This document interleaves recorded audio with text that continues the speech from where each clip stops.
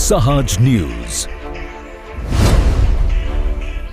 ભારે વરસાદ વચ્ચે બોડેલીના મોટી બુમડી ગામે કરુણ ઘટના સામે આવી.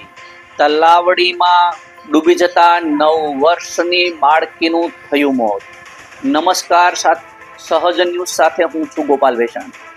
છોટાઉદેપુર જિલ્લાના બોડેલી તાલુકામાં મોટી બુમડી ગામે ભારે વરસાદ વચ્ચે કરુણ ઘટના બની છે. પાણીથી ભરાયેલી તલાવડીમાં પગ લપસી જતા 9 વર્ષની બાળકીનું ડૂબી જવાથી કરુણ મોત થતા સમગ્ર ગામમાં શોકની લાગણી પ્રસરી ગઈ છે.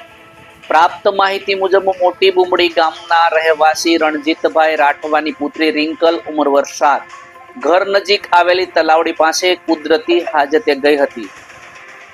છેલ્લા કેટલાક દિવસથી વરસી રહેલા ભારે વરસાદને કારણે તલાવડી પાણીથી છલોછલ ભરાઈ ગઈ હતી. આ દરમિયાન અચાનક તેનો પગ લપસતા તે તલાવડીમાં પડી ગઈ હતી અને ઊંડા પાણીમાં ડૂબી જતા તેમનું ઘટના સ્થળે જ કરુણ મોત નીપજ્યું હતું. ઘટનાની જાણ થતા પરિવારજનો અને ગ્રામજનો તાત્કાલિક સ્થળે દોડી આવ્યા હતા અને ત્યારબાદ બોડેલી પોલીસને જાણ કરવામાં આવી હતી. પોલીસ કાફલો ઘટના સ્થળે પહોંચ્યો હતો અને જરૂરી કાયદેસરની કાર્યવાહી હાથ ધરી મૃતદેહને પોસ્ટમોર્ટમ માટે મોકલવામાં આવ્યો છે.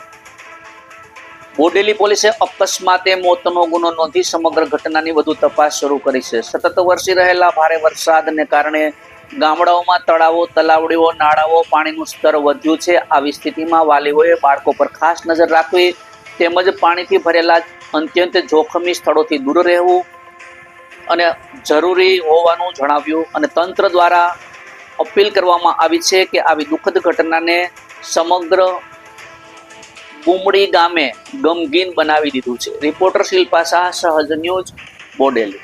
આજ રોજ મોટી બુમડી ગામે એક રિંકલબેન રંજીતભાઈ કરીને એક છોકરી છે, જે 8 થી 9 વર્ષની છોકરી છે.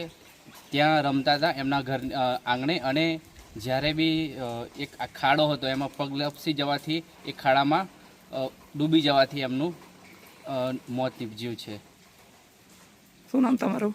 રાઠવા કુલદીપ કુમાર માધુસી, ગ્રામજન.